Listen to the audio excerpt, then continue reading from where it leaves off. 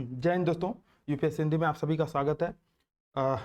14 मई को आगामी 14 मई को यूपीपीसीएस प्रारंभिक परीक्षा है। ठीक है, तो इस परीक्षा में एक पेपर होता है सीसेट 2 का। ठीक है, तो सीसेट 2, ठीक है, सिविल सर्विसेज एप्टीट्यूड टेस्ट, जिसको आमतौर पे सीसेट बोल दिया जाता है। ये पेपर जो होता है इसमें आपको 67 नंबर 67 नंबर अगर आप नहीं पाते हैं तो आप पेपर 1 में कितना भी नंबर पाइए, 120, 130, 140, 150, कितने भी नंबर आप पा जाइए, 200 में 200 पा जाइए, तब भी आपका कोई मतलब नहीं है। ये 67 नंबर हुआ आपका पूरा जो है मुख्य परीक्षा में आपके लिखने के अवसर को ये छीन लेगा। ठीक है, सबसे बड़ी बात यह है कि जो सीसेट का पेपर होता है उसमें अंतर्वैयक्तिक क्षमता और संप्रेषण कौशल, इससे मिलाकर लगभग 10 से 20 प्रश्न आते ही आते हैं। ठीक है, यानी कि आपका 20 से 40 नंबर का प्रश्न इस टॉपिक से आना ही आना है। ठीक है, अब ऐसी परीक्षा जहाँ पे आपको 67 नंबर पाना आवश्यक हो, उसमें अगर इससे आपको 20 से 40 नंबर के प्रश्न आ जा रहे हो तो इस टॉपिक को समझ लेने में क्या दिक्कत है। अच्छा, सबसे बड़ी बात यह कि मैं यहाँ पे कोई रॉकेट साइंस या कुछ आपको ऐसा नहीं पढ़ाने जा रहा हूँ कि आपका हो जाएगा। मतलब हो जाएगा का मतलब आपको कुछ बाहर से ठूंस दूंगा और आपका हो जाएगा। ठीक है, ये सारी चीजें आपके अंदर पहले से हैं। ठीक है, जो अंतर्वैयक्तिक क्षमता है, जो संप्रेषण कौशल है, ये सब चीजें आपके अंदर पहले से इनबिल्ट हैं। ठीक है, बेसिकली कौशल या स्किल वही चीज होता है कि हम इसका अनुभव कर सकते हैं, इसका विकास प्रशिक्षण के दौरान इसका डेवलपमेंट हम लोग कर सकते हैं प्रशिक्षण लेकर के। ठीक है, तो वही प्रशिक्षण देने का प्रयास मैं यहाँ करूंगा। आज 1 घंटे से कम लगभग 45 मिनट का वीडियो होगा। ठीक है, कल हम लोग इसी से संबंधित प्रश्नों को देख लेंगे।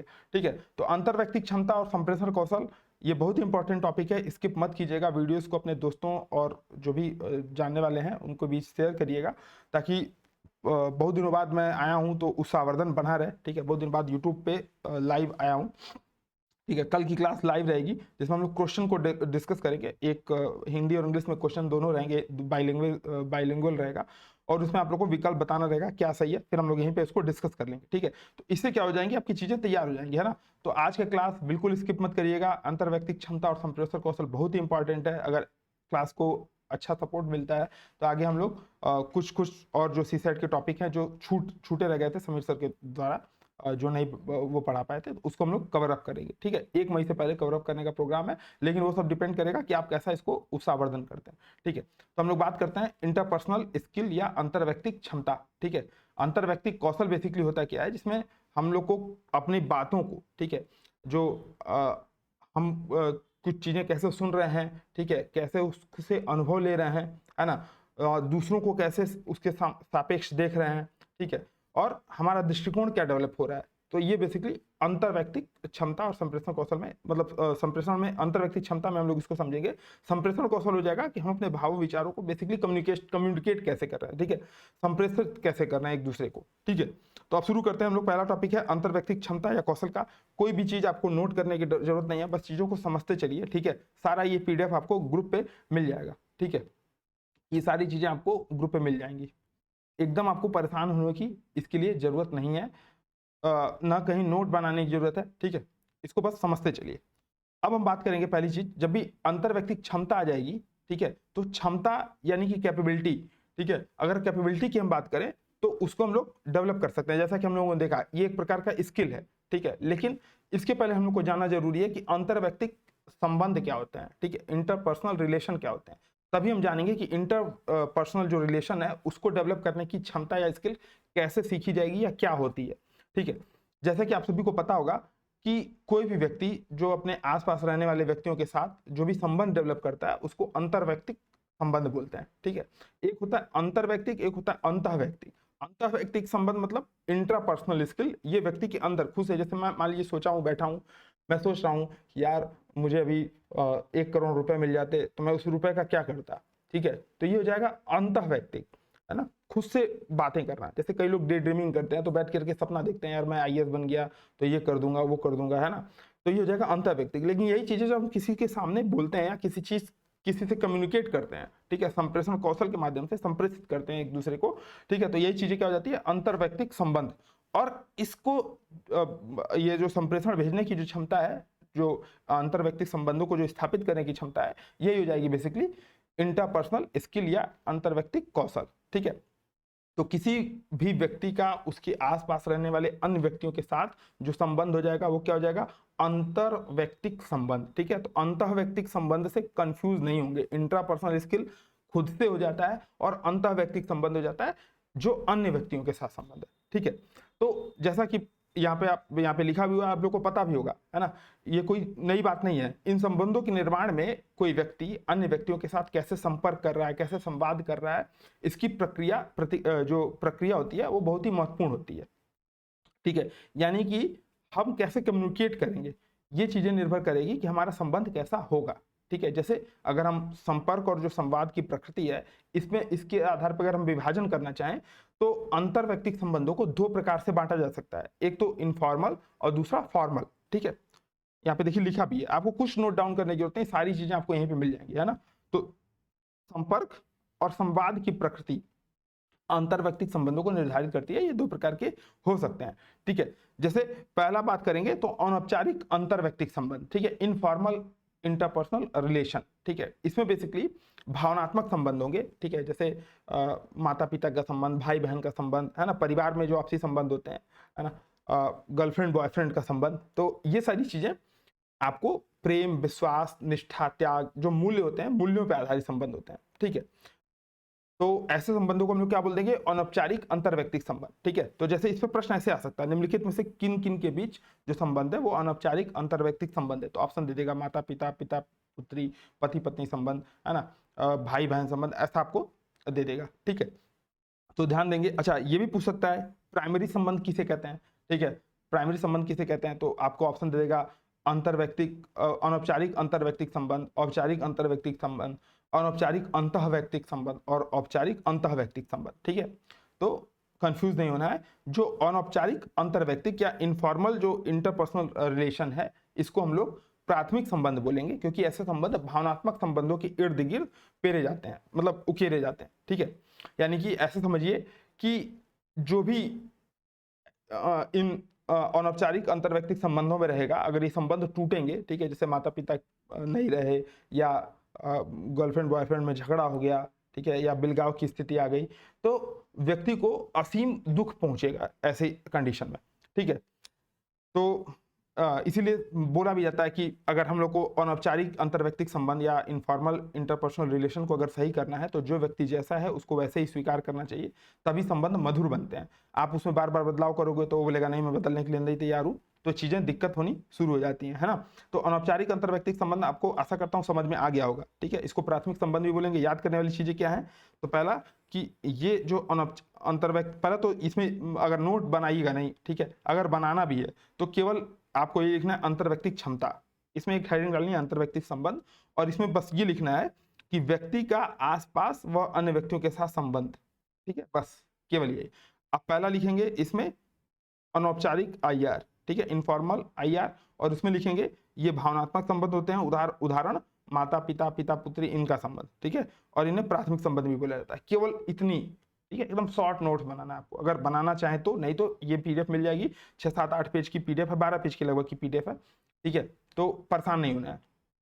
दूसरी बात करें अगर हम, तो उसको हम लोग औपचारिक या फॉर्मल इंटरपर्सनल रिलेशन बोल देंगे। ठीक है, तो जब दो या दो से अधिक व्यक्तियों को किसी विशेष उद्देश्य के हित या किसी विशेष हित को ध्यान में रख करके संबंध स्थापित होते हैं, तो ऐसे संबंधों को सेकेंडरी रिलेशन या औपचारिक अंतर्वैयक्तिक संबंध या फॉर्मल इंटरपर्सनल रिलेशन बोल दिया जाता है। ठीक है, यानी कि कोई एक उद्देश्य होगा, कोई एक ऑब्जेक्टिव होगा इसको बनाने का। ठीक है, तो आप ऐसे समझिए कि विशिष्ट उद्देश्य या विशिष्ट हित, ठीक है, जैसे क्रेता और विक्रेता के भी संबंध। ठीक है, जैसे आप सब्जी खरीदने जा रहे हैं, है ना, आपको वो, आप क्या चाहेंगे, आप चाहेंगे कि ज्यादा से ज्यादा सस्ती सब्जी मिले, और जो सब्जी बेचने वाला है वो भाई बैठा है दिन भर धूप में, आंधी पानी बरसात में, तो वो चाहेगा कि ज्यादा से ज्यादा मुनाफा कमाए। ठीक है, तो इससे क्या हो जाएंगे, दोनों के हित जो है आपस में टकराएंगे। तो ऐसे संबंधों में हित जो है प्रायः टकराते हैं। तो ऐसे भी ऑप्शन दे सकता है कि निम्नलिखित में से कौन सा ऐसा संबंध है जिसमें हित, प्रायः हितों की टकराव। ऐसा नहीं कि अनौपचारिक अंतर्वैयक्तिक संबंधों में हितों के टकराव नहीं होते हैं, लेकिन अधिकतर औपचारिक जो अंतर्वैयक्तिक संबंध होते हैं, जो द्वितीयक सेकेंडरी इंटरपर्सनल रिलेशन होते हैं, उसमें हितों का टकराव प्रायः देखने को मिलता है, जैसे क्रेता विक्रेता, पूंजीपति श्रमिक। अब पूंजीपति और श्रमिक के बीच जो संबंध है, श्रमिक क्या सोचेगा कि मुझे ज्यादा से ज्यादा वेज मिले, ठीक है, ज्यादा से ज्यादा पैसा मिले, और पूंजीपति क्या सोचेगा कि मुझे ज्यादा से ज्यादा जो है पैसा कमाने को मिले इस उपक्रम से। ठीक है, तो इन संबंधों को हम लोग क्या बोल देंगे, औपचारिक अंतर्वैयक्तिक संबंध या फॉर्मल इंटरपर्सनल रिलेशन, ठीक है। अब बात आती है कि जो अंतर्व्यक्तिक संबंध होते हैं इनका विकास कैसे होता है, ठीक है। जैसे एक जॉर्ज लेविंगर नाम के मनोवैज्ञानिक थे, उन्होंने बताया था कि एक संबंध का विकास 5 चरणों में होता है, ठीक है। तो प्राय यूपीपीसीएस ऐसा तो नहीं करेगा, ठीक है, कि भाई पूछेगा कि किसके अनुसार ऐसे होते हैं, तो इसकी संभावना कम है, क्योंकि यार कितने को याद करते फिरोगे, तो फिर से उसको आपको एनसीईआरटी पढ़नी पड़ेगी मनोविज्ञान वाली, है ना। तो मेरे हिसाब से उसकी जरूरत नहीं है। केवल ये ध्यान रखेंगे कि जो अंतर्व्यक्तिक संबंध होते हैं उसमें 5 चरण होते हैं, ठीक है। जैसे पहला चरण होता है इंट्रोडक्शन का, परिचय का, जब आप किसी को पहली बार मिलते हो, ठीक है।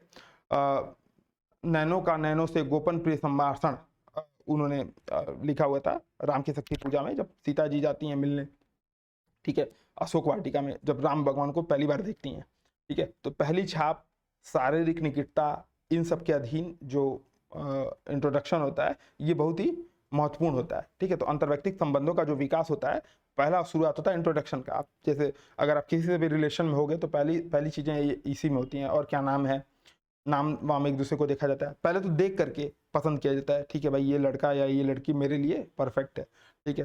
फिर बातचीत आगे शुरू होती है ना, धीरे धीरे शारीरिक निकटता आती है ना। तो फर्स्ट इंप्रेशन इज, लोग बोलते हैं ना कि पहला इंप्रेशन जो होता है वो बहुत ही इंपॉर्टेंट होता है, ठीक है। दूसरा होता है फिर संबंधों का विस्तार होता है, ठीक है, एक्सपेंशन होता है, संबंधों में विस्तार होता है, ठीक है। एक दूसरे का ख्याल रखना, देखभाल करना, ठीक है, बर्थडे आ गया तो विश करना, है ना, कहीं घूमने फिरने जाना, ये सब चीजें चलती रहती हैं, है ना। फिर आगे अगला प्रोसेस क्या है, निरंतरता, एक दूसरे पर अटूट विश्वास, ठीक है भाई, घर छोड़ने को बोल दोगे तो घर छोड़ के चली आऊंगी या चला जाऊंगा, है ना। तो एक दूसरे पे अटूट विश्वास रहता है ना। और फिर अगर आपने कभी गलती से बर्थडे विश करने में भूल कर दी और उसने सामने वाले ने उसको ईगो पे ले लिया, चाहे लड़की हो चाहे लड़का, मैं किसी पे कमेंट नहीं करूंगा, है ना, अगर ईगो पे ले लिया तो क्या हो जाएगा, फिर संबंधों में बिगड़ाव, ठीक है, कॉन्ट्रैक्ट हो जाएगा, आपसी रोष, असंतोष आदि के कारण संबंधों में दरार आएगी, और अंततः संबंधों का अंत भी हो सकता है, ठीक है। ये अंत 2 तरीके से हो सकते हैं, या तो अलगाव की वजह से या मृत्यु की वजह से, ठीक है। मान लीजिए किसी को अगर न चाहते हुए भगवान उठा लें, तब भी संबंधों में संबंधों का खात्मा हो जाता है, ठीक है। तो अंतर्व्यक्तिक जो संबंध होते हैं वो इन के हिसाब से डेवलप होते हैं, ठीक है। जैसे परिचय, पहली छाप, शारीरिक निकटता आदि कारकों के अधीन, ठीक है। इसका एक्सपेंशन होता है, फिर एक दूसरे का ख्याल रखना, देखभाल करना, फिर एक दूसरे पर अटूट विश्वास होता है, तो संबंधों में निरंतरता आती है। फिर धीरे धीरे अगर कुछ दिक्कतें आती हैं और एक दूसरे की दिक्कतों को सॉर्ट आउट नहीं किया गया, लोगों ने मतलब व्यक्तियों ने आपस में एक दूसरे को स्पेस नहीं दिया, तो आपसी असंतोष, रोष के कारण संबंधों में बिगड़ाव आता है और अंततः संबंध एंड पोजीशन पे पहुंच जाता है, ठीक है। तो ये 5 चरण बहुत ही महत्वपूर्ण होते हैं, है ना। अब इसमें प्रश्न आने की संभावना ये ऐसे ही बनती है कि निम्नलिखित में से कौन सा, जैसे ऐसे आपको पूछेगा कि विश्वास की महत्ता निम्नलिखित में से किस चरण में महत्वपूर्ण है, ठीक है। तो पहला हो जाएगा परिचय, दूसरा हो जाएगा विस्तार, तीसरा हो जाएगा निरंतरता, चौथा हो जाएगा बिगड़ाव, ठीक है। तो बिगड़ाव तो कतई नहीं होगा, अब परिचय में हो सकता है और निरंतरता में हो सकता है, हालांकि इन दोनों में भी विश्वास तो आवश्यक है, ठीक है। लेकिन विश्वास एक दूसरे पर कब वो होगा, जब वो संबंध निरंतर रहेगा, आप पहले दिन किसी पे एकदम अटूट विश्वास नहीं करने लगेंगे, ठीक है। तो तीसरा विकल्प इसमें सही हो जाएगा, है ना। तो ऐसे भी प्रश्न यूपीपीसीएस पूछ सकता है, ठीक है। अब बात करते हैं इन्हीं संबंधों को, अगर हम इसको यूज करने के कैपेबल हैं, ठीक है, या हमारे अंदर इसकी कैपेबिलिटी है कि हम इस संबंधों को बना सके, तो इनको हम लोग बोल देंगे अंतर्व्यक्तिक क्षमता, ठीक है। यानी कि अगर इसको मैं समझाने की लैंग्वेज में बोलूं तो दूसरों की भावनाओं को समझ करके परस्पर तालमेल स्थापित करने की योग्यता, ठीक है। कैसे हम एक दूसरे की भावनाओं को समझते हैं और अपनी भावना का प्रबंधन करते हुए एक तरह से इमोशनल इंटेलिजेंस से भी इसको जोड़ सकते हैं, ठीक है। तो अंतर्व्यक्तिक क्षमता बेसिकली क्या हो जाएगी, ये दूसरों की भावनाओं को समझ करके परस्पर तालमेल कैसे करेंगे, ठीक है, ये इसको बताता है, ठीक है। जैसे आप ऐसे समझिए कि जैसा मैंने बताया था कि अंतर्व्यक्तिक जो क्षमताएं होती हैं, जो इंटरपर्सनल स्किल होता है, इसको आप परस्पर प्रैक्टिस के थ्रू डेवलप कर सकते हैं, ठीक है। जैसे अब तो इंग्लिश में कोर्स भी चल रहे हैं इसके कि कैसे इंटरपर्सनल स्किल्स को डेवलप किया जाए, है ना। तो इसके कोर्स भी चलते हैं। अब बात आती है कि इसकी आवश्यकता क्यों होती है ना। तो आवश्यकता इसमें 4, 5, 6 पॉइंट आपको लिख दिए गए हैं। हालांकि इसकी पीडीएफ तैयार हो रही थी, तो मैंने सोचा कि भाई यूपीएससी हिंदी का मटेरियल तैयार होता है, धीरे धीरे इसको भी डेवलप किया जाए, है ना। तो अंतर्व्यक्तिक क्षमता की आवश्यकता क्यों होती है, तो ये सारे पॉइंट आपको वहाँ पे हैं, ठीक है। मैं एक एक करके एक्सप्लेन कर दे रहा हूँ। जैसे किसी भी मानव एक सामाजिक प्राणी है और सामाजिकरण एक बहुत ही महत्वपूर्ण भूमिका अदा करती है, ठीक है, लोगों को एक मानव बनाने में, ठीक है, मानव को मानव सामाजिकरण बनाता है, ठीक है। तो किसी भी मानव, चूंकि हम लोग बचपन से ही पढ़ते आ रहे हैं, मानव एक सामाजिक प्राणी है या सामाजिक जंतु है, ठीक है। तो किसी भी मानव के सुख दुख, हालांकि जानवर भी सामाजिक हैं भाई, जानवर हमसे ज्यादा सामाजिक हैं, लेकिन मानव भी एक सामाजिक प्राणी है, ऐसे समझिए।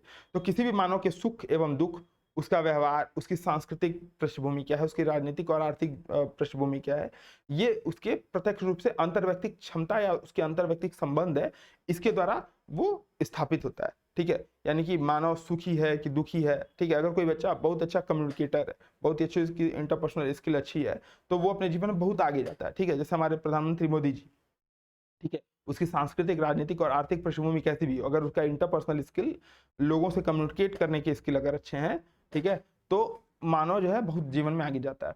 इसीलिए इंटरपर्सनल स्किल बहुत ही इंपॉर्टेंट होता है।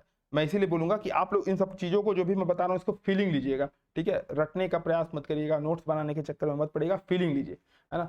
जो इंटरपर्सनल स्किल होते हैं, ये एक संगठन में भी बहुत ही महत्वपूर्ण भूमिका अदा करते हैं, क्योंकि संगठन में भी भाई मनुष्य है, तो एक दूसरे से कम्युनिकेट करेगा ही, पता चले किसी मुद्दे पर मुंह फुला करके बैठ गया, ठीक है। तो पारस्परिक व्यवहार हेतु भी, ठीक है, जैसे कोई अपने से जो भी संगठन है उसमें अपने से कोई बड़ा होगा, अपने से कोई बराबर होगा, अपने से कोई अधीनस्थ होगा, तो उनके बीच कैसा रिलेशन कैसा होगा, ठीक है, ठीक है। ये पारस्परिक व्यवहार को स्थापित करने में भी अंतर्व्यक्तिक क्षमता बहुत ही महत्वपूर्ण योग्यता मतलब भूमिका अदा करती है।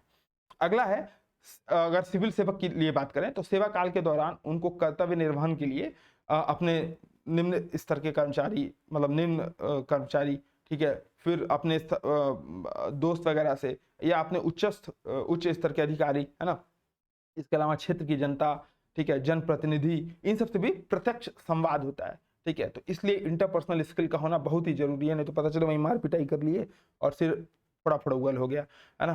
तो प्रत्यक्ष संवाद के लिए भी जरूरी है। तो देखिए, आप देखिए जिनके अंदर ये इंटरपर्सनल स्किल, अभी कल मैंने एक नाम मुझे भूल रहा है, बिहार में कोई एक जिला था, वहाँ के जिला अधिकारी थे, उनका ट्रांसफर हो रहा था, तो जो भी कर्मचारी थे, जो भी लोग थे, जो भी मतलब ऐसा मूवमेंट बहुत कम देखने को मिलता है, वहाँ पे जा करके फूट फूट के रो रहे थे, है ना, उसको विदाई देने के लिए आया था। कोई लौकी ले आया था, कोई कोड़ा ले आया था, कोई कुछ ले आया था, जिसको जो बन पड़ रहा था, गिफ्ट विफ्ट लेकर पहुंचे थे कि अरे सर मेरी तरफ से एक गिफ्ट है। वो मतलब सुनने में आया कि 1.5 ट्रक उसको गिफ्ट मिला है ले जाने के लिए, ठीक है। तो 1.5 मतलब डीसीएम, एक डीसीएम पूरा भर के फिर आधा डीसीएम पूरा भर के, ऐसे उसको गिफ्ट मिला था। तो ये क्यों हो पाया, ठीक है। ऐसा कई अधिकारी ऐसे होते हैं कि ट्रांसफर वांसफर हो जाता है, किसी को पता चलता है, किसी को पता भी नहीं चलता है, या वो वहीं से भी नई जगह ज्वाइन कर लेते हैं छुट्टी पर से ही, है ना। तो बात क्या होती है कि इंटरपर्सनल स्किल उसका कैसा है, ये उस पर डिपेंड करता है, ठीक है। तो सिविल सेवक के लिए भी ये बहुत ही महत्वपूर्ण होती है ना। उसको, इसके अलावा उसको समय समय पर विभिन्न परिस्थितियों में लोगों को भी निर्णय लेने पड़ते हैं कि जैसे मान लीजिए हर व्यक्ति, जो भी व्यक्ति है, ठीक है, अगर वो अपने से ज्यादा किसी एक भी व्यक्ति से मतलब रख रहा है, तो जाहिर सी बात है, अब मतलब अगर खुद से भी रख रहा है, तब तो अंतर्व्यक्तिक संबंध तो स्थापित होंगे खुद में ही, है ना। किसी दूसरे से रख रहा है तो अंतर्व्यक्तिक संबंध स्थापित होंगे, ठीक है। लेकिन कम्युनिकेशन और ये जो संबंधों का प्रोसेस है, ये हमेशा चलता रहेगा, ठीक है। अगर व्यक्ति जिंदा है तो हमेशा ये चीज चलती रहेगी, ठीक है। तो समय समय पर विभिन्न परिस्थितियों में लोगों को अलग अलग निर्णय लेने पड़ते हैं, ठीक है। जैसे किसी को हाई स्कूल का फॉर्म भरना है, किसी को कुछ भरना है, किसी को यूपीएससी के फॉर्म भरना है, किसी को पीसीएस का फॉर्म भरना है, किसी को कुछ भी करना है, ठीक है। किसी को घूमने जाना है, किसी को खाना बनाना है। तो विभिन्न परिस्थितियों में अलग अलग निर्णय लेने होते हैं, और निर्णय हमारे कब ज्यादा सही होंगे ये डिपेंड करता है कि हमारा इंटरपर्सनल स्किल हमारा क्या। अगर हमारा कौशल अच्छा है तो हमारे निर्णय लेने या निर्णय के सकारात्मक होने या उससे फायदा होने की संभावना बहुत ही ज्यादा होगी, ठीक है। इसके अलावा विभिन्न स्तरों पर लोगों से मिलना, विभिन्न परिस्थितियों में महत्वपूर्ण निर्णय, ठीक है, ये उनके व्यक्तित्व को इसके लिए उसके व्यक्तित्व में अंतर्व्यक्तिक कौशल का होना बहुत ही आवश्यक होता है, ठीक है। तो वही मैंने बताया कि अगर अंतर्व्यक्तिक कौशल अच्छा है तो व्यक्ति, जैसे आप ऐसे समझिए कि भीड़ आ रही है ना। अभी एक आईएएस अधिकारी थे यूपी में ही, ठीक है। भीड़ ने वहां पे हल्ला मचाना शुरू कर दिया था, ठीक है। कोई राशन वितरण का कार्यक्रम था, वहां पे भीड़ हल्ला मचा रही थी, ठीक है। कुछ मतलब फ्रीबीज कुछ बैठ रही थी, है ना। तो जनता हल्ला मचा रही थी। अब ये महोदय वहां पहुंचे, ठीक है, और जनता के साथ कम्युनिकेट करके वहां पे लगे योगासन कराने। आप ऐसे सोचिए कि भीड़ उग्र है और आप वहां पे जा रहे हैं योगासन कराने, ठीक है। तो इस जब भी ऐसी स्थिति आएगी तो आपके अंदर ईआई और इंटरपर्सनल स्किल बहुत ही महत्वपूर्ण हो जाएगा, ठीक है। सब लोग ऐसे नहीं कर पाएंगे, है ना।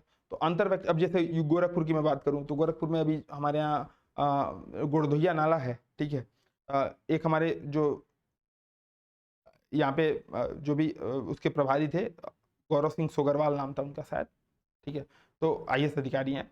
तो उनके आने के पहले गुड़धैया नाले के लोग, मतलब जो लोग, जिन लोग की जमीन उस नाले के, जैसे उस नाले का पुनर्निर्माण होना है, ठीक है। तो उस नाले के पुनर्निर्माण में जिन लोग की जमीन आ रही थी उन्होंने देने से मना कर दिया था, ठीक है। वे अब बोले थे कि नहीं, हम इसको मतलब केस वेस कर दिया था।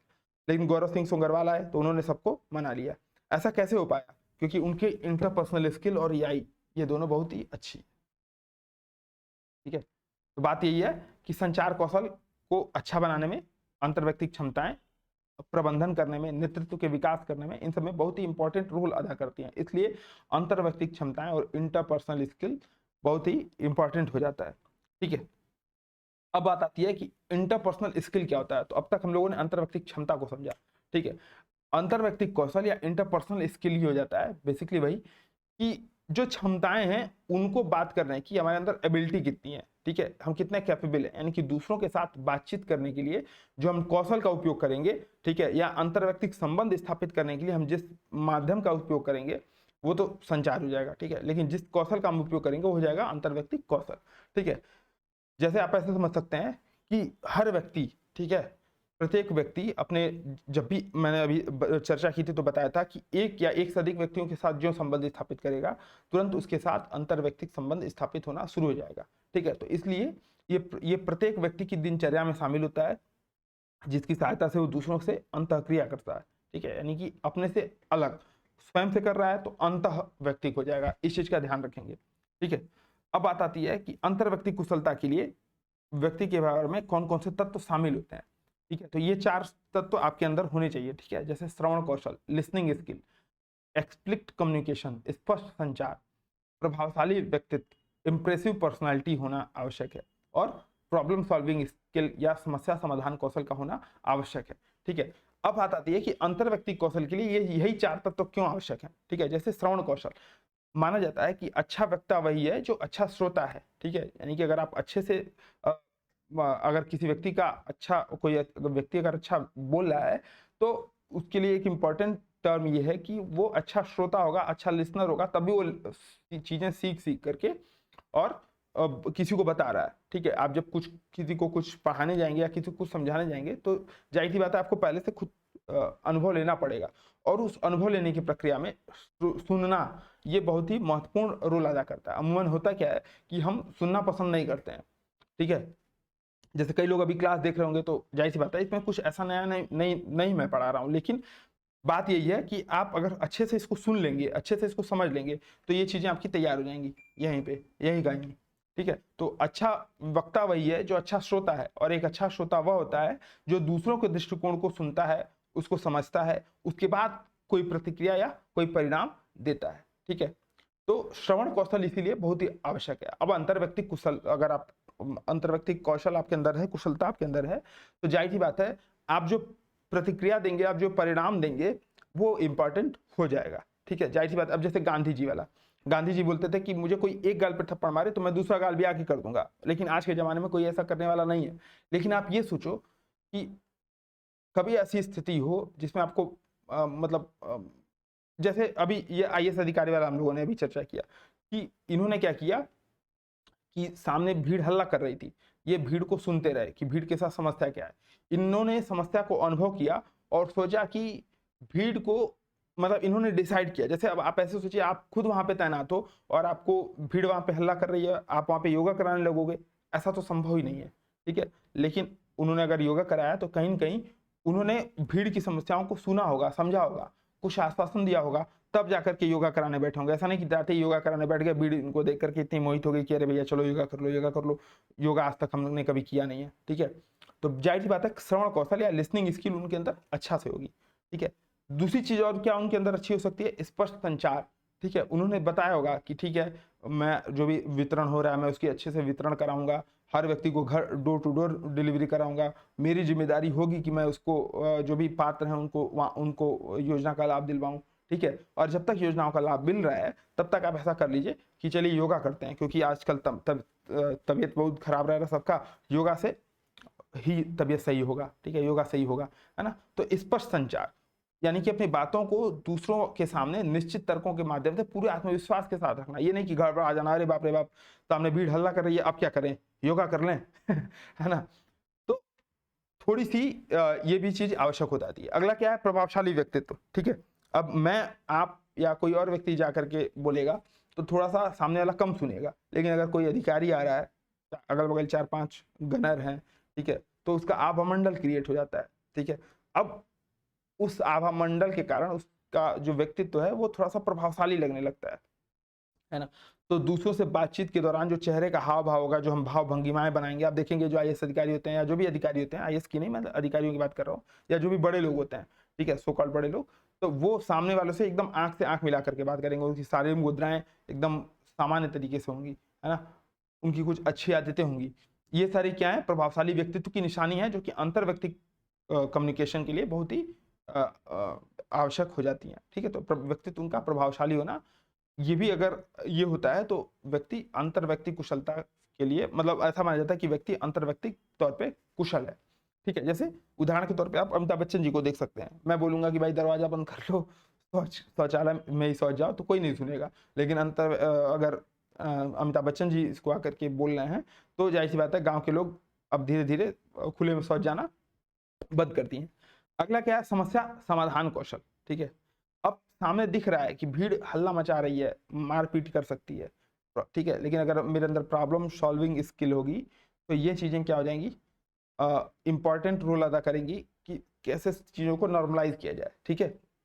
जैसे इन आईएएस अधिकारी ने क्या किया, समस्या को समझा, ध्यान से सुना समझा, ठीक है, फिर फैसले पे पहुंचे कि ठीक है भाई, सबको हम लोग डोर टू डोर या जो भी डिलीवरी होगी राशन की हम लोग कराएंगे, आप लोग परेशान मत होइए, है ना।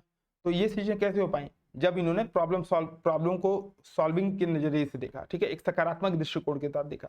दूसरा क्या कर सकते थे भाई, साथ में फोर्स गई ही थी, लाठी चार्ज करा देते, ठीक है, पता चलते कि एक आध दो लोग गिरते पड़ते, चोट वोट लगती और इनके ऊपर भी वो सामने से भी पत्थरबाजी वगैरह हो जाती है, कुछ हो जाता। प्रतिक्रिया भाई जनता है, भीड़ भीड़ इकट्ठे, तो प्रतिक्रिया तो दे ही सकती है ना। फिर बाद में सस्पेंड होते, लेकिन उन्होंने क्या किया, नहीं, प्रॉब्लम सॉल्विंग स्किल को बनाए रखा, है ना, और सकारात्मक तरीके से इसको प्रॉब्लम को सॉल्व किया, ठीक है। तो अंतर व्यक्ति कुशलता के लिए ये 4 तत्व तो बहुत ही इंपॉर्टेंट हैं। इसके अलावा अन्य चीजें, अपनी चीजों को सही से एक्सप्रेस करना, ये सब चीजें भी शामिल है ना। अब बात आती है कि अंतर व्यक्ति कौशल के लिए कुछ जो पिलर्स हैं वो क्या है, तो पिलर्स ऑफ इंटरपर्सनल स्किल या अंतर व्यक्ति कौशल के स्तंभ, ठीक है। तो वही इसमें से जो ईआई है, ईआई वाला इमोशनल इंटेलिजेंस, भावनात्मक बुद्धिमत्ता, उसी के कुछ कुछ तत्व इसमें भी शामिल हैं। जैसे टू अंडरस्टैंड योरसेल्फ, यानी कि स्वयं को समझना अंतर व्यक्ति कौशल के लिए एक महत्वपूर्ण स्तंभ के तौर पे सामने आता है, ठीक है। जैसे आप समझिए कि प्रत्येक व्यक्ति के लिए उसके अधिकतर व्यवहार जो होते हैं वो स्वाभाविक होते हैं, ठीक है। कार्य हम कर रहे हैं तो इसमें जो है मेरा ये गलत काम है, वो यही सोच के करता है कि नहीं भाई मेरा सही काम है। आपको याद होगा डाकू अंगुलीमाल, ठीक है। तो जब ये महात्मा बुद्ध से डाकू अंगुलीमाल मिला तो उसने यही बोला कि ये जो मैं कर रहा हूँ, मैं लूटने का काम कर रहा हूँ, अच्छे से कर रहा हूँ, ठीक है, और अच्छा है मेरे लिए, है ना। तो प्रत्येक व्यक्ति के लिए उसके अधिकतर व्यवहार जो होते हैं वो स्वाभाविक होते हैं, और ऐसे में हमारे व्यवहारों का दूसरों पर क्या प्रभाव पड़ेगा, ये आत्म जागरूकता के माध्यम से ही संभव होता है, ठीक है। तो जो डाकू अंगुलीमाल है, लोगों की अंगुलियां काट रहा है, इसका सामने वाले पे क्या प्रभाव पड़ेगा, ये तभी पता चलेगा जब उसको स्वयं के बारे में ज्ञान होगा। और स्वयं के बारे में ज्ञान कैसे हुआ, तो उन्होंने बोला कि जाओ घर जाओ, और महात्मा बुद्ध ने और बोला कि जाओ घर जा करके देखो कि जो तुम ये चोरी कर रहे हो, चोरी चकारी, ये तुम जिसके लिए भी कर रहे हो, क्या वो तुम्हारे लिए जो दंड मिलेगा उसमें सहभागी होंगे। तो घर जाता है तो घर वाले बोलते हैं कि नहीं, तुम चोरी कर रहे हो तो मैं क्यों दंड भुगतूंगा। फिर उसकी नींद खुलती है और फिर वो साधु हो जाता है, ठीक है। तो ऐसे में हमारे व्यवहारों का दूसरों पर क्या प्रभाव पड़ेगा, ये आत्म जागरूकता के माध्यम से संभव होगा। और आत्म जागरूकता बाहरी चीजों से भी मिल सकता है और स्वयं से भी। एक दिन तक तो ज्ञान आ गया, ओहो हो, इस दुनिया में कुछ नहीं है, सारी चीजें भौतिक हैं, ठीक है, सब चीजें सारी भौतिक चीजें नासवान है, ठीक है। परम सत्ता को पाने का एक ही माध्यम है भक्ति, और हरे रामा हरे कृष्णा करने लगे, है ना। तो बेसिकली मैं कहने का कुल मतलब ये है कि स्वयं को समझना बहुत ही इंपॉर्टेंट है, क्योंकि हर व्यक्ति अपने जो व्यवहार है उसको डिफेंड करता है, ठीक है। तो हमारे व्यवहार का दूसरों के ऊपर क्या इफेक्ट पड़ेगा, ये आत्म जागरूकता के माध्यम से ही संभव है। दूसरा क्या है, टू अंडरस्टैंड अदर, यानी कि अन्य को समझना, दूसरों को समझने के लिए आवश्यक है कि संचार सही हो, है ना। यानी कि जैसे मैं कुछ बात बोल रहा हूँ, जैसे अब वो आईएएस अधिकारी वाला या महात्मा बुद्ध वाला या किसी का भी एग्जांपल ले लीजिए, अगर वो सामने वाले को कम्युनिकेट नहीं कर पाते, महात्मा बुद्ध कुछ बोलते नहीं, जाके अपनी उंगली दे देते, तो अंगुली माल क्या करता, सारी की तरह इनकी भी उंगलियां काट लेता, है ना। अगर वो, आपने देखा होगा कि उन्होंने क्या किया था, उसके साथ कम्युनिकेशन किया, और कम्युनिकेशन बहुत ही इंपॉर्टेंट होता है, ठीक है। अगर कम्युनिकेट नहीं किया रहता तो उनकी भी उंगली कट गई रहती और 10वीं उंगली मार के गले में एक उंगली मतलब 10 उंगली और जुड़ जाती, ठीक है, 10 उंगली और जुड़ जाती।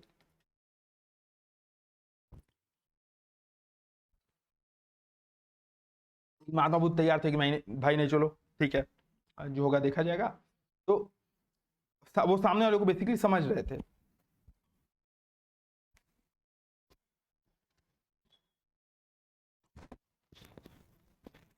एक सेकंड, ये थोड़ा सा गड़बड़ हो गया, पानी गिर गया माइक पे, है ना। तो सामने वाले को समझ रहे थे, ये बहुत ही इंपॉर्टेंट होता है, दूसरों को समझना, है ना। जब दूसरों को आप समझोगे नहीं तो कम्युनिकेट नहीं कर पाओगे, कम्युनिकेशन खत्म हो जाएगा, ठीक है। तो भाषिक संचार के साथ साथ अभाषिक संचार भी इसमें पर्याप्त भूमिका निभाती है, ठीक है। जैसे कहत नट सृजत खिजत मिलत खिलत लजियात भरे भवन में करत है नैना ही सो बात, बिहारी की हम लोग ये हिंदी साहित्य में हम लोग पढ़ते हैं। तो इसमें होता क्या, बेसिकली भाव भंगिमाओं के माध्यम से भी बहुत कुछ व्यक्ति कह देता है, ठीक है। पूरी जो कहत नटत रिझत खिजत मिलत खिलत लजियात, 7 क्रियाएं आंखों ही आंखों में कह देना। तो अंतर्व्यक्तिक जो कौशल संपन्न व्यक्ति रहता है वो भाषिक संचार, मतलब मुंह से तो बोलता ही है, अभाषिक संचार भी करता है। जैसे महात्मा बुद्ध गए रहते और उंगली हाथ सामने कर दिए रहते और बोले रहते कि भाई मेरी उंगली मत काटो, है ना। वो जो उंगली देखता पहले तो उंगली काटता, है ना, फिर लूट के भागता, लेकिन उन्होंने उंगली पीछे किया कि नहीं देखो उंगली नहीं काटना चाहिए, या फिर जो भी उपदेश दिया होगा, है ना। तो अन्य को समझना इसमें बहुत ही महत्वपूर्ण रोल अदा करता है, और इसमें भाषिक संचार के साथ साथ अभाषिक संचार की भी पर्याप्त समझ होनी चाहिए। अगला क्या है, नेतृत्व क्षमता, लीडरशिप एबिलिटी भी होनी आवश्यक है। अगर आपके अंदर अंतर्व्यक्तिक कौशल है तो नेतृत्व क्षमता होना बहुत ही आवश्यक है। अगर ये नहीं होगा तो अंतर्व्यक्तिक कौशल होगा नहीं, है ना। नेतृत्व कौशल जिसके पास होगा उसी के पास प्रभावी संचार कौशल होगा, ठीक है। यानी कि प्रभावी इफेक्टिव रूप से वो कम्युनिकेट तभी कर पाएगा जब उसके अंदर नेतृत्व क्षमता अच्छी होगी, ठीक है। नेतृत्व क्षमता उसके अंदर अच्छी होगी तभी वो प्रभावी संचार कर पाएगा, ठीक है। तो ये चीजें अंतर्व्यक्तिक कौशल के स्तंभ के रूप में आती हैं, ठीक है। अब इसमें 2-3 चीजें पूछ सकता है। पहला पूछेगा अंतर्व्यक्तिक कौशल के निम्नलिखित में से कौन कौन से स्तंभ है, ठीक है। बोलेगा पहला स्वयं को समझना, दूसरा अन्य को समझना, तीसरा बोल देगा नेतृत्व क्षमता, और चौथा बोल देगा राजनीतिक कौशल, ठीक है। अब तो अंतर्व्यक्तिक कौशल के इसमें से कौन स्तंभ नहीं हो जाएंगे, राजनीतिक कौशल नहीं होगा, ठीक है, ये तीनों होंगे ही होंगे, है ना। फिर अगला बोल देगा अंतर्व्यक्तिक कौशल की निम्नलिखित में से कौन कौन सी विशेषताएं हैं, कौन कौन से तत्व हैं, ठीक है। तो बोल देगा श्रवण कौशल, स्पष्ट संचार, ठीक है, प्रभावशाली व्यक्तित्व, और इनमें से कोई नहीं, ठीक है। तो उपरोक्त तीनों हो जाएंगे। तो ऐसे प्रश्न बनने की संभावना होती है। अब एक बात आती है संप्रेषण या कम्युनिकेशन, ठीक है, संचार कौशल क्या होता है, ठीक है। तो आशा करता हूँ ये चीजें आपको समझ में आई होंगी, ठीक है। अगर इसको कोई दिक्कत होगा तो आप यहाँ पे मैसेज करके बता दीजिएगा, ठीक है। संप्रेषण या संचार कौशल से पहले एक बार थोड़ा सा राजनीतिक कौशल, अब चूंकि आ गया टर्म तो इसको भी देख लेते हैं, ठीक है। राजनीतिक कौशल देख लेते हैं और एक जो है सामाजिक कौशल देख लेते हैं, ठीक है।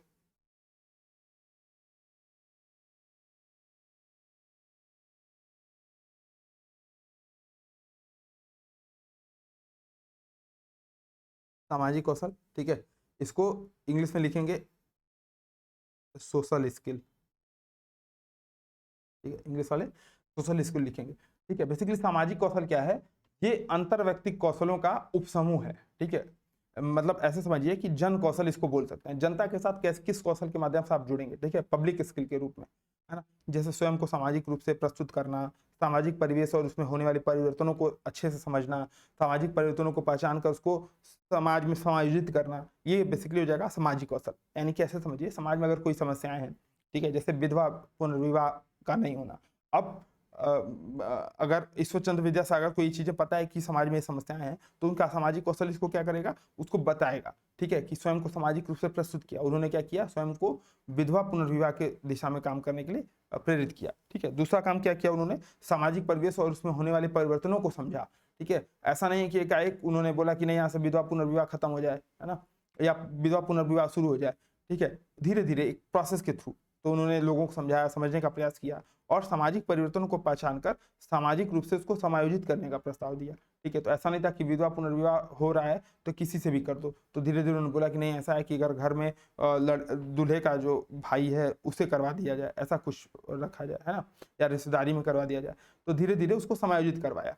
तो ये कैसे चीजें डेवलप हुई, सामाजिक स्किल या सोशल स्किल के थ्रू। ठीक है, तो बेसिकली आप ऐसे समझिए कि सोशल कौशल अंतर व्यक्तिक कौशल का एक इंपॉर्टेंट उप समूह है, ठीक है, जिसको पब्लिक स्किल या सोशल स्किल नाम से भी जाना जाता है। ठीक है, अगला क्या है, राजनीतिक कौशल। ठीक है, इसको इंग्लिश में बोलेंगे पॉलिटिकल स्किल, हिंदी में राजनीतिक कौशल।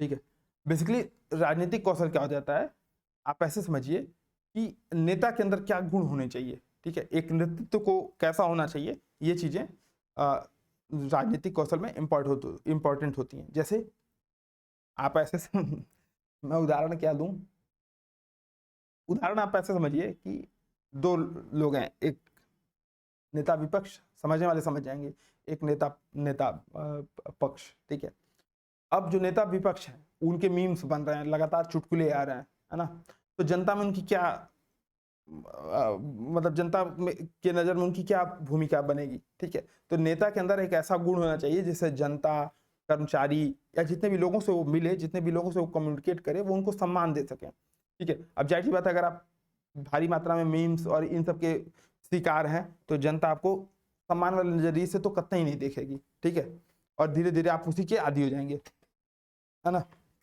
दूसरा क्या है, वो लोगों को कार्य करने के लिए प्रेरित कर सके। ठीक है, जैसे अभी हमारे प्रधानमंत्री जी मन की बात या स्वच्छता, ऐसा नहीं था कि भारत में इसके पहले स्वच्छता अभियान नहीं चलाए गए थे, लेकिन अगर आप खुद झाड़ू लेकर के निकल रहे हैं तो चीजें आपको आगे बढ़ाएंगी। तो पहली चीज क्या हो जाएगी इसमें कि एक तो आपका जो ओहदा हो या आपका जो व्यक्तित्व हो सम्मानजनक हो। ठीक है, सम्मानजनक व्यक्तित्व। दूसरा, आप दूसरों को प्रभावित कर पाए, प्रभावित कर पाए या प्रेरित कर पाए। ठीक है, अगर आप दूसरों को प्रेरित नहीं कर पा रहे हैं तो चीजें गड़बड़ हो जाएंगी। तीसरा क्या है, आत्मविश्वास से परिपूर्ण हो आप। ठीक है, आत्मविश्वास आपके अंदर कूट कूट के भरा हो ताकि विषम से विषम परिस्थितियों में भी आप खुद को सहज रह पाए। ठीक है, आपके माता जी का देहांत हो गया हो, आप फिर से जा रहे हो वहां पे, अर्थी को कंधा दे करके आ रहे हो और दोबारा फिर से अपने उसी दिन 3 घंटे के अंदर इतना थके होने के बावजूद फिर से काम पे लग जा रहे हो, तो ये चीजें कहीं ना कहीं आपके आत्मविश्वास को दिखाती है ताकि विषम से विषम परिस्थिति में आप खुद को सहज रख पाए, है ना। इसके अलावा बुद्धिमत्तापूर्ण ढंग से, ठीक है, आप जैसे ऐसे समझिए कि कोई काम नहीं कर रहा, जैसे आप नेतृत्व आपके अंदर है, ठीक है, नेतृत्व कौशल अगर आपके अंदर होगा तो दंड होगा भाई, तो दंड और पुरस्कार, इसकी भी नीति आप रख पाए। तो ये चीजें आपको क्या बताएंगी, एक अच्छे, अगर ये चीजें आपके अंदर हैं तो एक ये चीजें आपको क्या बताएंगी, एक अच्छे पॉलिटिकल स्किल या राजनीतिक कौशल से युक्त व्यक्ति आप हैं, है ना। ये चीजें हो गई। अभी भावनात्मक बुद्धिमत्ता का जिक्र कर लिया था तो उसको भी एक बार देख लेते हैं, हो सकता है उस पर भी प्रश्न आ जाए। ठीक है, भावनात्मक बुद्धिमत्ता, या इसको इमोशनल इंटेलिजेंट इंटेलिजेंस इंटेलिजेंस। अब इसको हम लोग बेसिकली जीएस पेपर 4 में पढ़ते हैं, ठीक है, लेकिन बता दे रहा हूं यहीं पे, है ना।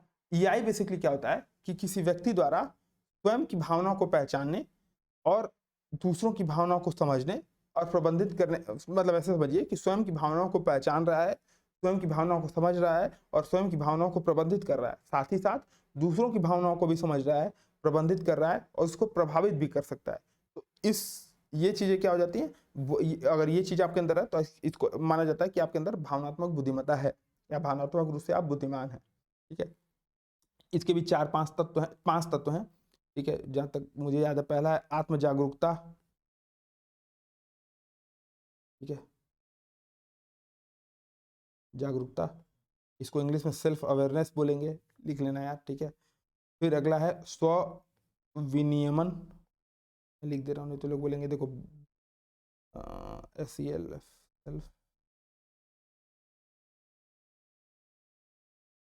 अवेयरनेस। ठीक है, स्व विनियमन को क्या बोलेंगे इंग्लिश में, स्व को सेल्फ हो जाएगा, विनियमन को रेगुलेशन। ठीक है, रेगुलेशन। ठीक है, अगला हो जाएगा अभिप्रेरणा। ठीक है, इंग्लिश में इसको बोल देंगे मोटिवेट, मोटी का वेट, मोटिवेट, मोटिवेशन, मोटिवेशन। ठीक है, मोटिवेशन, है ना। अगला क्या हो जाएगा, समानुभूति। तो इसको क्या लिख सकते हैं इंग्लिश में, एम्पैथी। ठीक है, एक और है, अभी जो हम लोगों ने चर्चा किया था, सोशल स्किल। ठीक है, सामाजिक कौशल।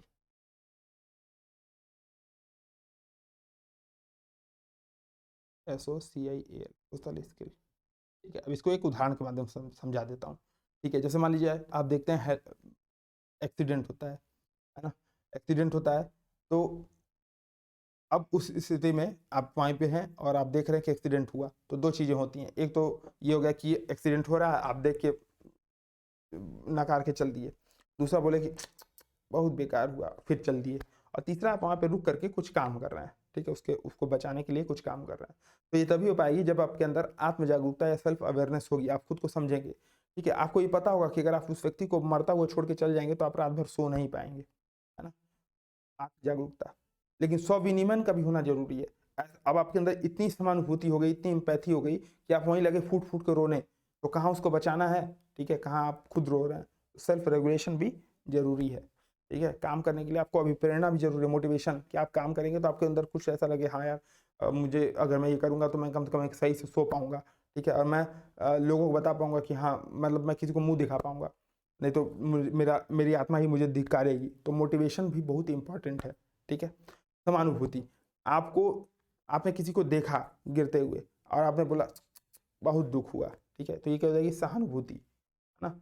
लेकिन अगर आप सहानुभूति को कार्यात्मक रूप दे रहे हैं तो वो हो जाएगी एम्पैथी, समानुभूति। आप काम करने लगे, उसको बचाने का प्रयास करने लगे। और सामाजिक कौशल क्या हो जाएगा, अब अगले दिन से आप उठते हैं थोड़ा मोड़ा, जब भी आपको हफ्ते में एक दिन समय मिलता है तो गूगल पे, फेसबुक पे या जहाँ पे भी आप हैं, तो सोशली थोड़ा सा एक्टिव होकर के उस हादसे के बारे में लोगों को बताना और अवेयर करना, है ना। सोशल स्किल हो जाएगा कि भाई हेलमेट पहन के चलो, अगर हेलमेट पहने रहते तो चोट नहीं लगती, है ना। या जो जिस व्यक्ति को आपने बचाया उसके साथ एक वीडियो बना देना, आज के ज़माने में तो वायरल भी लोग हो रहे हैं। ठीक है, तो ये सब चीज़ें हैं। तो भावनात्मक बुद्धिमत्ता भी हो गया, इसी के साथ पॉलिटिकल स्किल भी हो गया, सामाजिक कौशल भी हो गया, ये सारी चीज़ें होती गई। कल इस पर हम लोग प्रश्न भी डिस्कस करेंगे, परेशान एकदम मत होइएगा, बस चीज़ों को समझते चलिए। अगला है, अब हम लोग देख लेते हैं संप्रेषण कौशल। ठीक है, तो संप्रेषण कौशल या कम्युनिकेशन। ठीक है, और इस पे प्रश्न भर भर के आते हैं और ये बहुत इंपॉर्टेंट है। ठीक है, इस पे प्रश्न भर भर के आएंगे, बहुत इंपॉर्टेंट है। ये आईपैड फ्रिज हो गया, मेरे साथ ही ऐसा क्यों होता है। ठीक है, तो संप्रेषण या संचार या कम्युनिकेशन, ठीक है, या संप्रेषण स्किल, संप्रेषण कौशल, संचार कौशल या कम्युनिकेशन स्किल। ठीक है, तो स्किल इसके आगे जोड़ दीजिएगा। तो संप्रेषण कौशल, संचार कौशल, ये क्या होता है कि एक व्यक्ति जब दूसरे व्यक्ति को कुछ संदेश भेजता है, तो संदेश अर्थपूर्ण भी हो सकता है और अनर्थपूर्ण भी हो सकता है। तो संप्रेषण उसी को बोलेंगे जब अर्थपूर्ण संदेश प्रेषित करेगा। ठीक है, तो इसकी प्रक्रिया क्या हो जाएगी, संप्रेषण हो जाएगी। ठीक है, जो गत्यात्मक है, जटिल है और वैज्ञानिक प्रक्रिया है। ठीक है, यानी कि थोड़ी सी कठिनाई है इसमें। गत्यात्मक यानी कि समय के साथ परिवर्तित होती रहती है और एक साइंटिफिक मैनर में इसको किया जाता है। ऐसा नहीं कि कुछ भी कर देंगे तो संप्रेषण हो जाएगा। ठीक है, अर्थपूर्ण बनाने के लिए ये तीनों चीजें भी आवश्यक हैं। ठीक है, अगर हम बात करें संप्रेषण या संचार की, तो ये दो तरीके की होती है। ठीक है, एक होता है हार्ड, हार्ड कम्युनिकेशन, एक होता है सॉफ्ट। ठीक है, हार्ड वाले को बोलते हैं तकनीकी संचार और सॉफ्ट वाले को बोलते हैं सामाजिक संचार। ठीक है, सामाजिक संचार, सोशल कम्युनिकेशन। ठीक है, जैसे आप ऐसे समझिए कि केवल ज्ञान मात्र का होना ही पर्याप्त नहीं है। ठीक है, हमें अन्य लोगों के साथ प्रभावपूर्ण ढंग से संचार करने की आवश्यकता होती है। जैसे मुझे बहुत चीज़ें पता है, लेकिन अगर मैं वो चीज़ें आपको डिलीवर नहीं कर पाऊँ तो ये क्या हो जाएगा, कम्युनिकेशन एरर हो जाएगा। ठीक है, यानी कि प्रभावपूर्ण संचार सफलता की कुंजियों में से एक है। ठीक है, आपको बहुत चीज़ें पता हो, आप मेंस में उत्तर नहीं लिख पाओ, परीक्षक कहाँ से जानेगा भाई? आपको मुंह देख करके, आपका कॉपी देख करके नंबर थोड़ी देगा। आप जो उसमें लिखे रहोगे, जो खुद को लिखित रूप से अभिव्यक्त करोगे, वही चीजें उसी आधार पर आपको वो इवेल्युएट करेगा। ठीक है, तो अपना जो संदेश है सफलतापूर्वक पहुंचा करके हम अपने विचारों और मनोभावों को प्रभावपूर्ण तरीके से सामने वाले को, इफेक्टिव तरीके से सामने वाले को बता सकते हैं, कम्युनिकेट कर सकते हैं। ठीक है, तो इसलिए ये आवश्यक है कि तकनीकी रूप से सही हो या ना हो, मतलब तकनीकी रूप से तो सही होना आवश्यक है ही, साथ ही साथ सरल तरीके से बताया जाए। ठीक है, जैसे मान लीजिए कोई आईएएस अधिकारी है, अब वो छुट्टी पे अपने गांव जा रहा है ना, तो गांव गया और गांव के लोगों से मान लीजिए बैठा शाम को, ये जैसे प्रॉब्लम सॉल्विंग स्किल है ना, या इसमें तो सब में मिला करके भी क्वेश्चन पूछता है कि आप एक आईएएस अधिकारी हैं और आप गांव जा रहे हैं, है ना, और गांव जा रहे हैं तो आप निम्नलिखित आप गांव वालों से किस तरीके से बात करेंगे? तो पहला अंग्रेजी में बात करेंगे, दूसरा है कि गांव की भाषा में बात करेंगे, तीसरा है जो है बात ही नहीं करेंगे, और चौथा है उपरोक्त में से कोई नहीं ऐसा। तो भाई गांव वालों को गांव वाले के तरीके से ही बात करोगे तभी वो सही तरीके से समझ पाएंगे, है ना, इंग्लिश में बात करने से तो काम चलेगा नहीं। तो वही बात है कि तकनीकी रूप से सही होना आवश्यक है, लेकिन सरलतम संभव तरीके से अपने विचार को स्पष्ट और प्रभावपूर्ण तरीके से अभिव्यक्त करना और दूसरों के पास पहुंचाने की क्षमता होनी चाहिए। और ये चीजें कैसे जुड़ती हैं? इंटरपर्सनल स्किल और कम्युनिकेशन स्किल को आपस में जब जोड़ देते हैं, यानी कि प्रभावपूर्ण संचार या सॉफ्ट कौशल न केवल अन्य के साथ हमारे संबंधों को यहाँ पे बनाएगा, बल्कि वो हमारी कुशलता में भी वृद्धि करेगा। कैसे? जब हम एक बेहतर संप्रेषण कौशल से युक्त होंगे या अंतर व्यक्तिक कौशल से युक्त होंगे। ठीक है, तो हार्ड कौशल और सोशल स्किल दोनों में अंतर समझ में आया? हार्ड कौशल क्या हो जाएगा? जैसे हम इलेक्ट्रॉनिक इंटरनेट के माध्यम से, इलेक्ट्रॉनिक वर्ड प्रोसेसिंग के माध्यम से, ठीक है, ऐसे अगर हम किसी से कुछ कम्युनिकेट कर रहे हैं तो वो जिसमें इलेक्ट्रॉनिक्स मतलब सामाजिक संचार के अलावा अन्य जो भी स्किल कम्युनिकेशन वो होगा, वो हार्ड संचार या हार्ड उसको बोलेंगे। ठीक है, बेसिकली इसमें तकनीकी संचार होता है। ठीक है, अब संचार के कुछ तत्व होते हैं। ठीक है, संचार के कुछ तत्व होते हैं, उन तत्वों को देख लेते हैं। जैसे संचार समझ में आ गया? संचार किसी बोलते हैं, है ना। जो भी चीजें थी, अगर कुछ भी नहीं समझ में आया होगा तो आप कमेंट कर दीजिएगा, कल वाले प्रश्न में, कल वाले लेक्चर में उसको मैं फिर से बता दूंगा। ठीक है, तो समझ में आया कम्युनिकेशन। अब बात होती है कि कम्युनिकेशन के कुछ तत्व होते हैं, जैसे हम किसी से कम्युनिकेट कर रहे हैं तो किन किन चीजों का होना आवश्यक है। ठीक है, जैसे ये 3 3 6 2 8 8 तत्व होने आवश्यक है किसी भी कम्युनिकेशन में। बेसिकली कम्युनिकेशन में 6 ही तत्व हैं, लेकिन 2 तत्व भी इसलिए जुड़ जाते हैं क्योंकि मतलब ऐसे समझिए कि इनकोडिंग और डिकोडिंग ये चीजें होती ही हैं, है ना, तो जोड़ दिया जाता है। अब बात यह कि इसे प्रश्न कैसे बन सकते हैं? तो प्रश्न बनेगा निम्नलिखित में से कौन कौन संचार के तत्व हैं, है ना, तो ऑप्शन दे देगा, उसमें से एलिमिनेट करना पड़ेगा, और ये चीजें याद रख लेंगे, आपका आराम से हो जाएगा। ठीक है, तो अब कौन कौन से तत्व हैं? तो पहला क्या है? स्रोत, प्रेषक, ठीक है, जो कि संदेश भेजने वाला है। ठीक है, यानी कि सोर्स कोई होगा, सेंडर होगा, जो कि संदेश को बनाएगा, भेजेगा। ठीक है, जैसे मैं आपको यहाँ से कम्युनिकेट कर रहा हूँ। ठीक है, स्रोत, सोर्स और सेंडर। ठीक है, संदेश भेजने वाला। दूसरा क्या है? संकेतन, एनकोडिंग इसको बोलते हैं। ठीक है, भेजने वाले संदेशों को प्रयुक्त संकेतों में रूपांतरित करना है। जैसे मैं संदेश रिकॉर्ड कर रहा हूं, ये चीजें यूट्यूब पे लाइव होंगी। ठीक है, फिर आप तक पहुंचेंगी। अब मैं कुछ संदेश पूरी क्लास को एक मैसेज आपको भेजा हूं, तो कुछ विचार है, कुछ सूचना है, कुछ अनुभव है, कुछ मौखिक या लिखित संदेश है, आप तक पहुंच रहा है। ठीक है, मीडियम, माध्यम, ठीक है, जिसके माध्यम से वो संदेश आप तक पहुंच रहा है, तो यूट्यूब एक इंटरनेट एक मीडिया के तौर पे। ठीक है, फिर कूटानुवाद, आपके पास एक कोई डिवाइस होगी जो कि मेरे वीडियो को आपको तक पहुंचाएगी और मेरे आवाज को आपको जो इलेक्ट्रॉनिक जो भी मैंने संचार किया उसको आप तक डिकोड करके पहुंचाएगी। ठीक है, प्राप्तकर्ता भाई कोई सुनने वाला भी होना चाहिए। ठीक है, फिर उसका प्रतिपुष्टि करेंगे, फीडबैक। अगर कमेंट नहीं आया तो नेक्स्ट वीडियोस नहीं बनेगा। तो तो प्रतिपुष्टि, फीडबैक, अच्छा वीडियो लगा या खराब वीडियो लगा, कम से कम आप लोग कमेंट करो, है ना, कम से कम कमेंट करो भाई, इतना तो कम से कम करो, है ना। तो प्रतिपुष्टि, फीडबैक, प्राप्तकर्ता का संदेश के प्रति प्रतिक्रिया कि क्लास अच्छी लगी, बेकार लगी, कुछ कमी रह गई, या कुछ चीजें अगर बतानी हो, उत्साहवर्धन करना हो तो आप कर सकते हैं। अब इस संदेश में कुछ शोर भी हो सकता है, जैसे बीच में माइक गिराया या कुछ इंटरनेट की दिक्कतें आ गई, तो संचार में बाधा भी उत्पन्न हो सकती है, ठीक है, उसको हम लोग बोल देंगे नॉइस, ठीक है। अगर हम बात करें संचार के मुख्यतः 6 तत्व की, तो वो क्या हो जाएगी, ये उसमें एनकोडिंग और ये जो डिकोडिंग होता है, ये चीजें नहीं होती हैं, 6 चीजें होती हैं। कौन कौन सी, फिर से बता दे रहा हूं। पहला स्रोत, दूसरा इनकोडिंग, इनकोडिंग नहीं होगी, संदेश, मीडियम, डिकोडिंग नहीं होगी, प्राप्तकर्ता, प्रतिपुष्टि और शोर, ये चीजें होंगी, ये 2 नहीं होंगी। तो कूटानुवाद और इनकोडिंग ये नहीं होती है, ठीक है। लेकिन अगर इनको जोड़ दिया जाएगा तो टोटल 8 तत्व हो जाएंगे, ठीक है। अब कैसे होता है ये, एक संचार मॉडल क्या होता है वो देखिए, ठीक है। ये रिसीवर है, अभिग्राही, और ये प्रेषक है, ठीक है।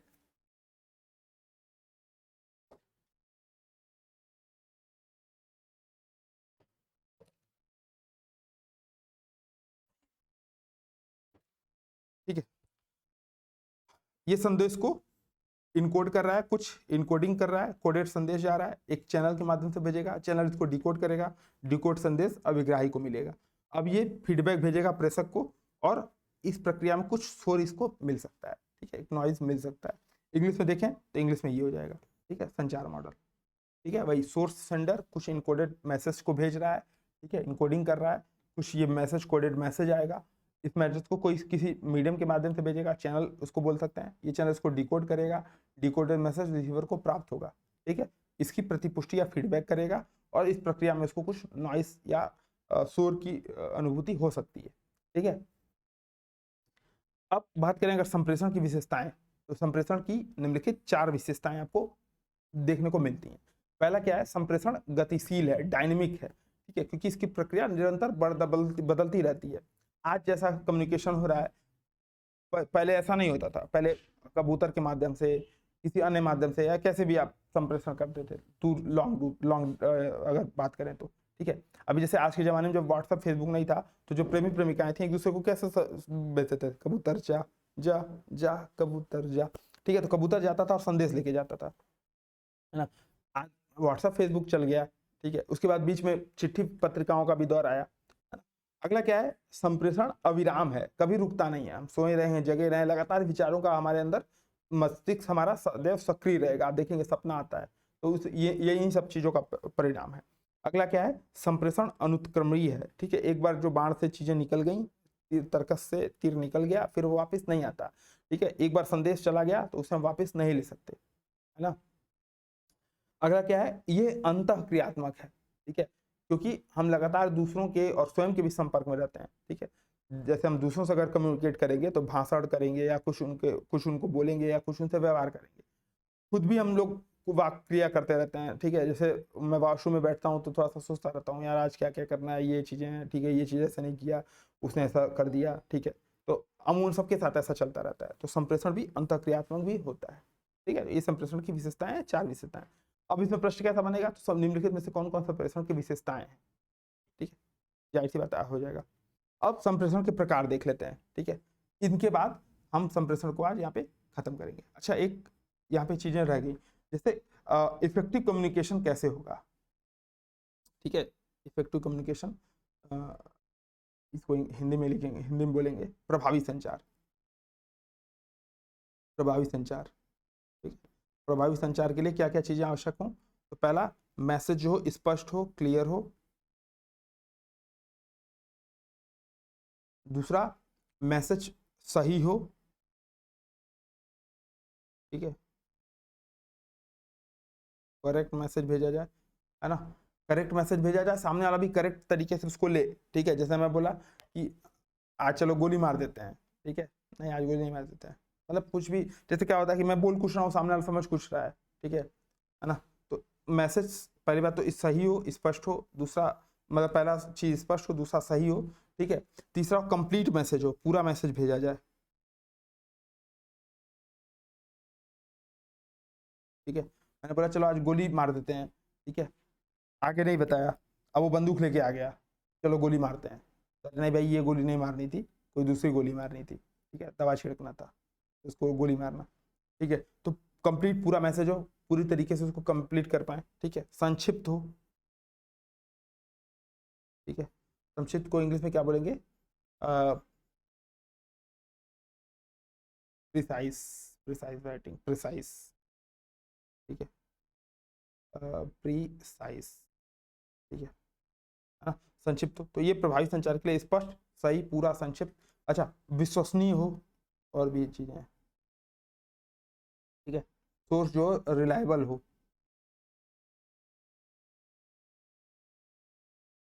ठीक है, R E L I, R E L I A B L E, reliable, ठीक है, विश्वसनीय हो। अगला क्या है?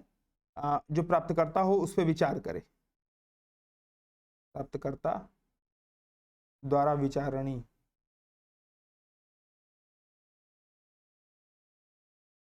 ठीक है, और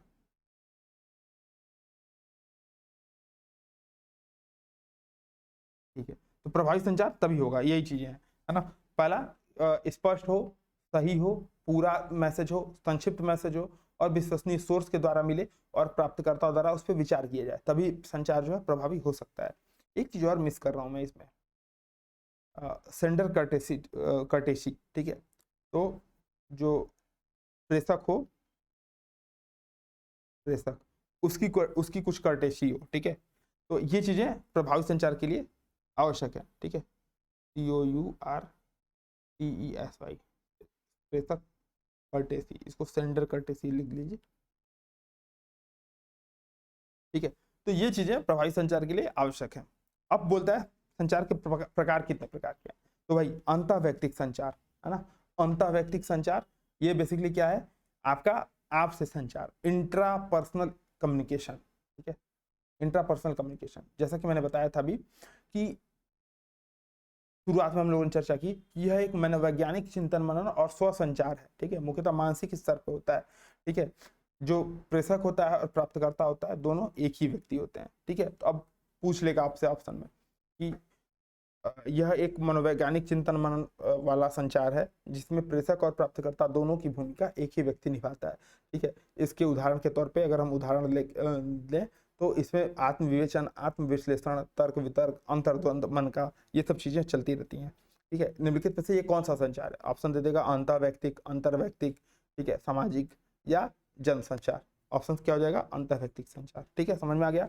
अगला है अंतर्वैयक्तिक संचार, इंटरपर्सनल कम्युनिकेशन, ठीक है, या दो से अधिक व्यक्तियों का जो परस्पर संचार है, इसको हम लोग बोल देंगे इंटरपर्सनल कम्युनिकेशन, ठीक है। इसमें दो तरफा प्रक्रिया है, जाहिर सी बात है, मैं कुछ बोलूंगा, आप कुछ बोलेंगे, फीडबैक मिलेगा, है ना, नॉइज आएगी, फीडबैक मिलने। अब पूछ सकता है निम्नलिखित में से किस संचार में नॉइज आती है?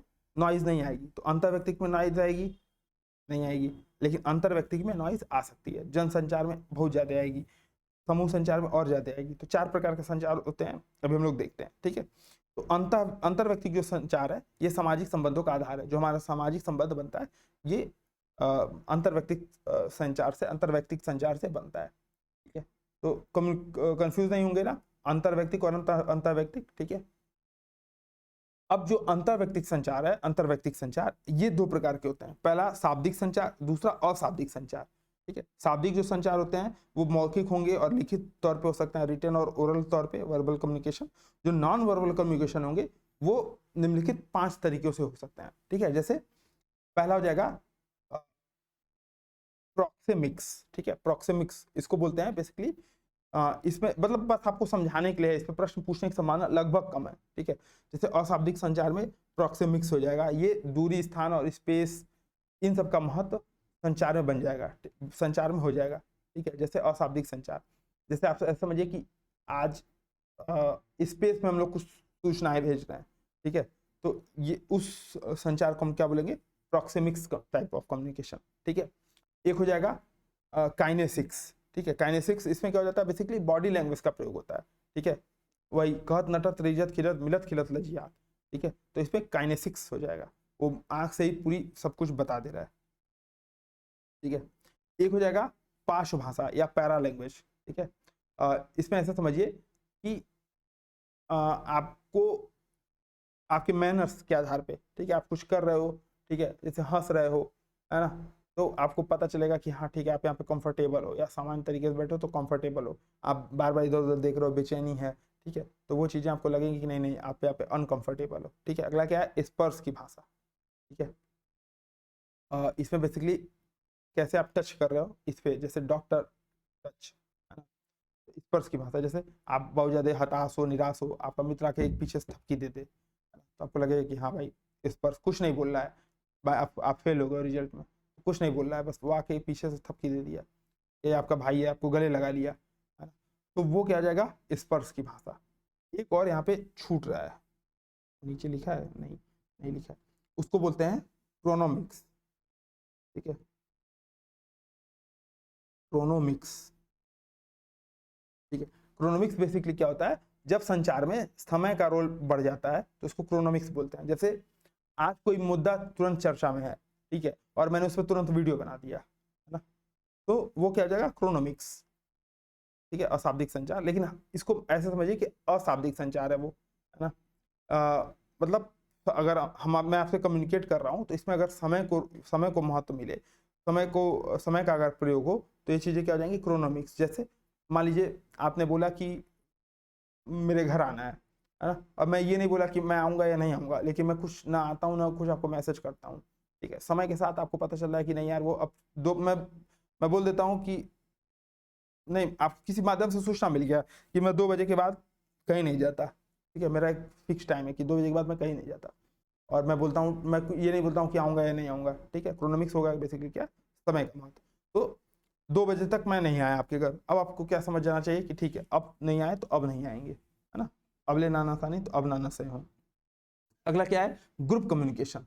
ठीक है, ग्रुप कम्युनिकेशन, तो ये वाला समझ में आया ना, अशाब्दिक संचार, शाब्दिक संचार। ठीक है, जैसे अब जो अशाब्दिक संचार है इसमें बहुत सारे पहलू होते हैं, जैसे पलकें उठाना, तो ऐसे किसी को घूर रहे हैं तो क्या जाएगा, गुस्सा या अविश्वास में पलकें उठाते हैं, है ना, जैसे नाक रगड़ना, तो जैसे लोग ऐसे ऐसे परेशान रहते हैं यार, है ना, नाक रगड़ते हैं, आंख मारना किसी को तो लाइन देना, है ना, माथा पीटना, लोग घूरते हैं तो ऐसे ऐसे करते हैं, है ना, तो ये सब चीजें होती हैं, है ना, गाल पर हाथ रखना, तो मतलब सोच रहे हैं, ठीक है, और ऐसे आओ भी तुमको बताता हूँ, मतलब त्योरियां चढ़ाना। ठीक है, तो ये चीजें अशाब्दिक संचार में होती हैं। अगला क्या है, समूह संचार। समूह संचार या इसको इंग्लिश में ग्रुप कम्युनिकेशन बोलते हैं। ठीक है, ये बेसिकली अंतर व्यक्तिगत संचार का एक विस्तृत रूप है। ठीक है, जब राष्ट्रीय क्षेत्रीय स्तर पे कोई बड़ी, जैसे कोई जनसभा मोदी जी संबोधित कर रहे हैं, तो क्या हो जाएगा, समूह संचार। ठीक है, तो बेसिकली आप समझिए कि 2 से अधिक व्यक्तियों की भागीदारी इसमें अनिवार्य होगी। शोर की समस्या के कारण फीडबैक इसमें बहुत ही व्यवधानपूर्ण होगा। अब जैसे मोदी जी पूछते हैं बिजली आई या नहीं आई, तो इसमें जनता कोई अगर नहीं आई भी बोल रहा होगा तो उसको समझ में नहीं आएगा, क्योंकि अधिकतर जनता क्या बोलेगी, हाँ बिजली मिल रही है। ठीक है, तो नहीं वाला का आवाज उसमें दब गया। ठीक है, तो फीडबैक जो होता है थोड़ा सा व्यवधानपूर्ण हो जाएगा। अगला क्या है, मास कम्युनिकेशन। ठीक है, जनसंचार। ठीक है, बेसिकली जन और संचार, 2 लोगों के जनता के बीच जो संचार है, जैसे मन की बात। ठीक है, तो क्या हो जाएगा, जनसंचार, मन की बात। ठीक है, तो जनसंचार का उदाहरण हो जाएगा, है ना, तो ये सब चीजें हैं। अब इसमें आप ये देखेंगे कि जनसंचार सबसे अधिक प्रभावी माना जाता है, क्योंकि इसमें कोई व्यवधान नहीं होता, पहले से प्री रिकॉर्डेड है, रेडियो संदेश आप सुन रहे हैं, मोदी जी को आप ईमेल वगैरह के माध्यम से प्रतिपुष्टि भी भेज दे रहे हैं, है ना, और सबसे बड़ी बात क्या है, एक ही जगह से अधिक लोगों को संबोधित किया जा सकता है। ठीक है, और फीडबैक भी आसानी से प्राप्त किया जा सकता है, तो इसको हम बोल देंगे मास कम्युनिकेशन। ठीक है, अब मास कम्युनिकेशन में बेसिकली टीवी हो गया, दूरदर्शन हो गया, कंप्यूटर भी जोड़ सकते हैं, ईमेल वगैरह। तो आशा करता हूँ कम्युनिकेशन और इसके संबंध में आपको समस्याएं अब नहीं आएंगी। ठीक है, इंटरपर्सनल स्किल और कम्युनिकेशन से रिलेटेड अगर कोई भी समस्या हो, या इस वीडियो से रिलेटेड कोई भी समस्या हो, तो कमेंट करके बताइएगा। कुछ भी नहीं समझ में आया तो कमेंट करके बताइएगा। कल सारे क्वेश्चन, इससे रिलेटेड जो भी क्वेश्चन है उसको डिस्कस करूंगा। कल मैं आऊँगा, सोचता हूँ कि पहले निर्णय क्षमता वाला करा दूँ, फिर क्वेश्चन डिस्कस करेंगे, जैसा भी होगा कल हम लोग क्वेश्चन डिस्कस जरूर करेंगे। ठीक है, तो मिलते हैं हम लोग कल, यानी कि जब भी नेक्स्ट वीडियो होगा, बेसिकली कल ही हो सकता है। ठीक है, आज 24 तारीख है तो कल ही हो सकता है। ठीक है, तो मिलते हैं हम लोग नेक्स्ट वीडियोज में, तब तक के लिए जय हिंद। फीडबैक जरूर दीजिएगा, आपका फीडबैक फिर से वीडियो लाने के लिए प्रोत्साहित करेगा। ठीक है, मैं फिर से अब यूट्यूब पे लाइव आने के लिए तैयार हूँ। तो मिलते हैं हम लोग नेक्स्ट वीडियोज में, तब तक के लिए जय हिंद।